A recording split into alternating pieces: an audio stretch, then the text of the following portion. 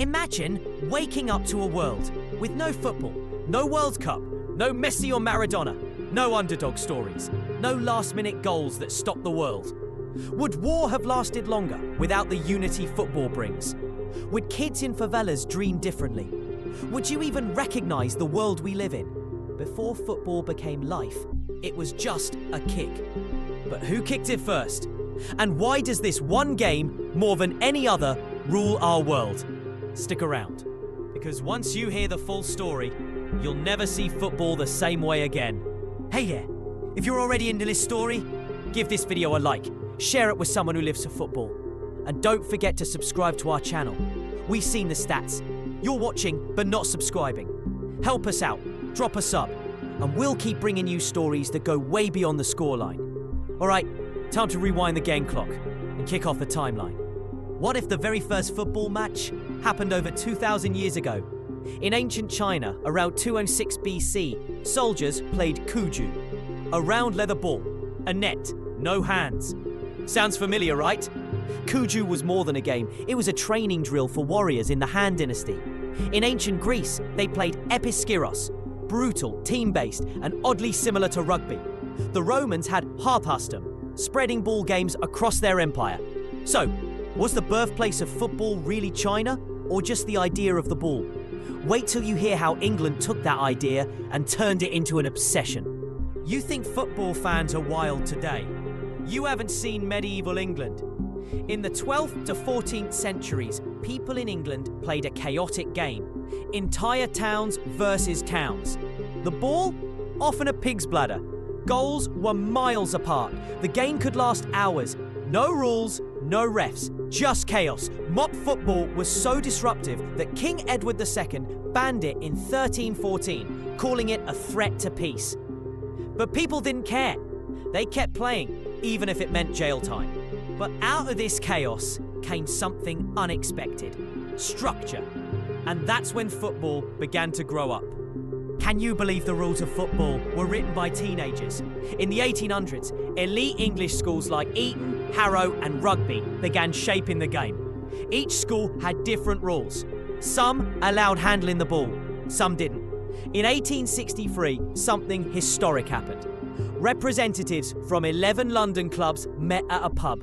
They agreed to ban using hands. Thus, the Football Association, FA, was born. And so was modern football. Fun fact, this is also when rugby split off as its own sport. But how did this rulebook game jump from English fields to every continent on Earth? Ever wonder why football is huge in places the British once ruled? As the British Empire expanded, they brought football with them to India, Africa, South America, Australia. Locals took the game and made it their own. In Brazil, it became an art form. In Africa, a unifier. In Europe, a religion. Clubs began forming. Leagues were born. By 1904, FIFA was created in Paris to govern football internationally.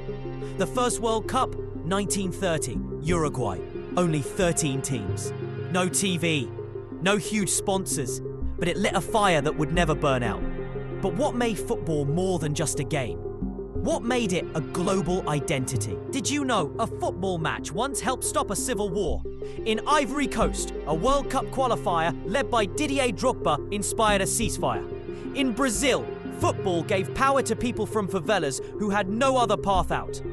In post-apartheid South Africa, Nelson Mandela used sport, not politics, to unite a broken nation.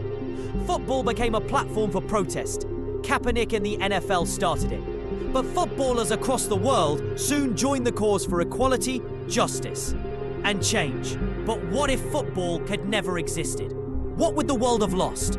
Ready to see the timeline where football never existed? No Lionel Messi, no Cristiano Ronaldo. Just kids looking for something else to dream about. No World Cup.